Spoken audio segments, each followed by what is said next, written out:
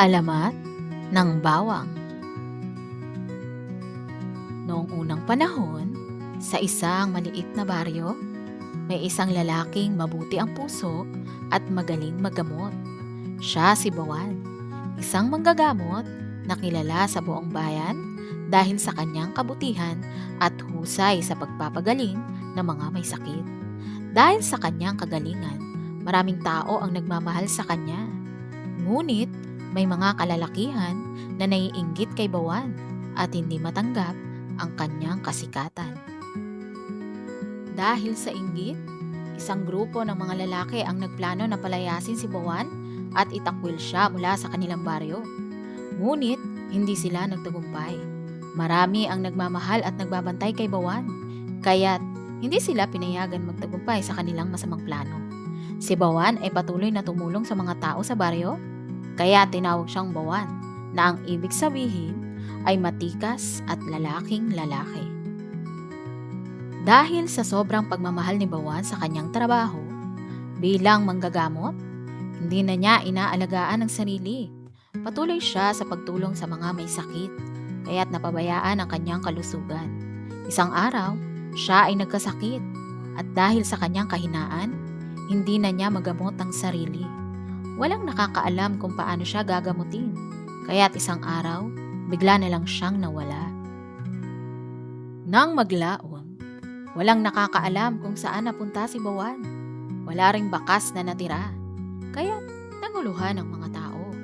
Subalit, tuwing dumadaan sila sa bahay ni Bawan, naaalala nila siya at nag-iiwan ng mga bulaklak bilang pasasalamat sa kabutihang ginawa nito sa kanilang lahat.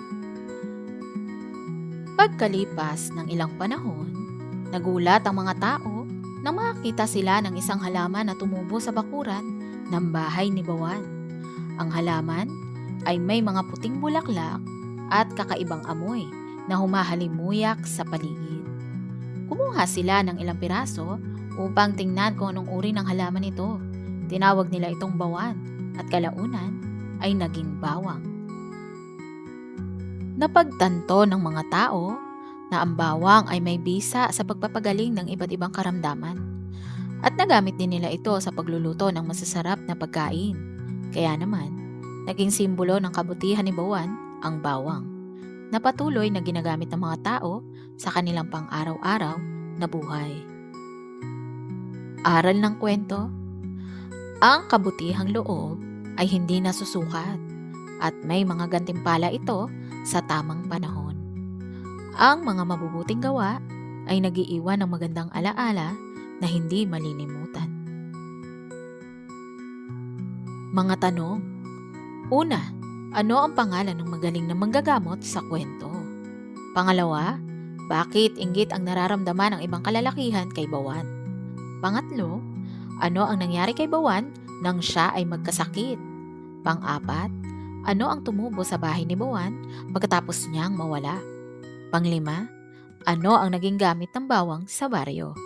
Pang-anim, ano ang aral na makukuha mula sa kwento ni Bawan? Ang kwento ng Alamat ng Bawang ay isang paalala na ang kabutihang loob at pagmamahal sa kapwa ay hindi kailanman nawawala sa alaala ng mga tao. Tulad ni Bawan, ang bawat mabuting gawa natin ay nag-iiwan ng bakas na maaalala at mapapakinabangan ng iba kahit na tayo ay wala na.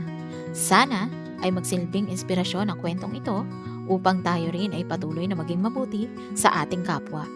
Maraming salamat po sa inyong panonood ng ating kwento. Ang inyong suporta at pagmamahal ang nagbibigay inspirasyon upang ipagpatuloy namin ang pagbabahagi ng mga makabuluhang kwento at aral para sa inyong lahat, lalo na sa ating mga kabataan. Mag-subscribe sa YouTube channel, huwag kalimutang mag-like at mag-subscribe sa aming channel. Pindutin na rin ang bell button para updated kayo sa mga bago naming kwento. Sama-sama nating tuklasin ang mga alamat, aral at kwento na puno ng inspirasyon at kasiyahan. Maraming salamat at hanggang sa muli!